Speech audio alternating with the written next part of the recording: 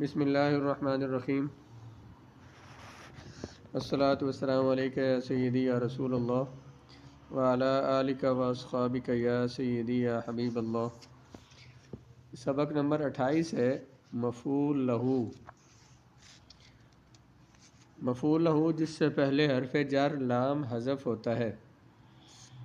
مفعول فی میں کہا تھا کہ اس سے پہلے فی حذف ہوتا ہے، اور مفعول لہو وہ ہوتا ہے جس سے پہلے لام حرف جر حذف ہوتا ہے۔ یہ لام کیسے حذف ہوتا ہے یہ آگے پڑھتے ہیں۔ مفعول لہو وہ مصدر منصوب ہے جو اپنے ما قبل فعل کا سبب اور علت بیان کرنے کے لیے ذکر کیا جاتا ہے۔ وہ مصدر منصوب، یعنی یہ جو اسم ہوتا ہے مفعول لہو، یہ اسم ہوتا ہے اور اس میں مصدر ہوتا ہے جو منصوب ہوتا ہے اور اپنے سے پہلے والے فعل کا سبب اور اس کی علت بیان کرنے کے لیے لایا جاتا ہے۔ اپنے ما قبل فعل کا سبب اور علت بیان کرنے کے لیے ذکر کیا جاتا ہے، اسے مفعول لاجلہ بھی کہتے ہیں۔ وقفت احتراما للمعلم، میں کھڑا ہوا استاد کے احترام کے لیے۔ وقفت جو ہے یہ اس میں فعل ہے، اس میں تو ضمیر فاعل ہے۔ احتراما جو ہے یہ اس کا مفعول لہو ہے، میں کھڑا ہوا کیوں؟ احترام کے لیے۔ اب ہم جو معنی اس کا لے رہے احترام کے لیے، تو اصل میں ہونا یوں چاہیے تھا وقفت لاحترام، لام ہوتا ہے کے لیے، وجہ بیان کرنے کے لیے، وہ لام حذف ہے۔ اگر لام ہوتا تو اس کو کسرہ دیتے مصدر کو، لیکن وہ لام حذف کیا اس لیے اس کو منصوب ذکر کیا ہے۔ وقفت احتراما، میں کھڑا ہوا احتراما للمعلم، استاد کے احترام کے لیے۔ تو یہ جو احتراما ہے یہ مصدر ہے۔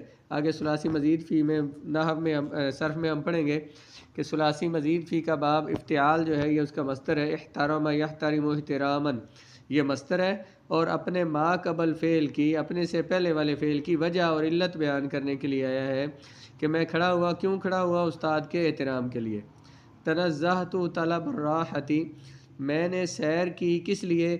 آرام حاصل کرنے کے لیے، آرام کی طلب کے لیے۔ یہ طلب ہے، طلب یطلب طلبا ہم نے پڑھا ہے مصدر، یہ طلب یطلب طلبا تو یہ مصدر ہے، اور اپنے ما قبل فعل جو ہے تنزہت یہ اس کی وجہ اور علت بیان کرنے کے لیے آیا ہے۔ اسے مفعول لہو بھی کہتے ہیں اور مفعول لاجلہ بھی کہتے ہیں۔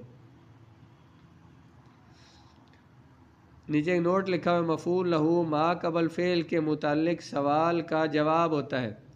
مثلا اگر یوں کہا جائے، کسی بندے نے کہا وقفت، میں کھڑا ہوا، تو سوال یہ تھا کیوں کھڑے ہوئے بھائی؟ یہ ایک سوال ہو سکتا ہے اس فعل پر، کیوں کھڑے ہوئے؟ تو جواب دیا احتراما للمعلم، استاد کے احترام کے لیے۔ تو یہ ما قبل فعل کے متعلق سوال کا جواب بھی بن سکتا ہے۔ یہ ہے مفعول لہو۔ مفعول معہ، معہ کا معنی ہوتا ہے ساتھ، تو مفعول معہ وہ اس میں منصوب ہے جو ایسی واو کے بعد آئے جو مصاحبت اور معیت کا معنی دے، جو ایسی واو کے بعد آئے جو معیت کا معنی دے۔ معہ کا معنی کیا ہوتا ہے؟ ساتھ، تو واو ہے جو کس کا معنی دے؟ معیت کا اور مصاحبت کا۔ جیسے سار القطار و طلوع الشمس، چلی ریل گاڑی سورج کے طلوع کے ساتھ، یہ جو واو ہے یہ ساتھ کا مع کا معنی دے رہی ہے۔ حضر محمد و غروب الشمس، حاضر ہوا محمد سورج کے غروب کے ساتھ، سورج کے غروب کے وقت۔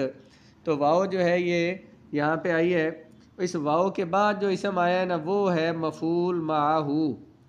یہ اس میں منصوب ہے جو واو کے بعد آیا ہے، اس واو کے بعد جو معیت اور مصاحبت کا معنی دیتی ہے۔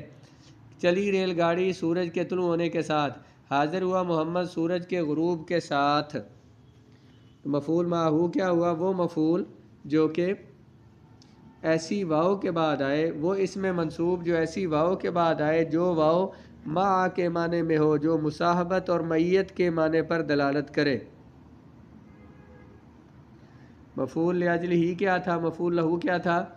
وہ مصدر جو ما قبل فعل کی علت بیان کرے، اور مفعول معہ جو ایسی واو کے بعد آئے جو واو معیت یا مصاحبت کا ساتھ کا معنی دیتی ہے۔ یہاں پہ سار القطار و طلوع الشمس، یہ طلوع الشمس مفعول معہ ہے، حضر محمد و غروب الشمس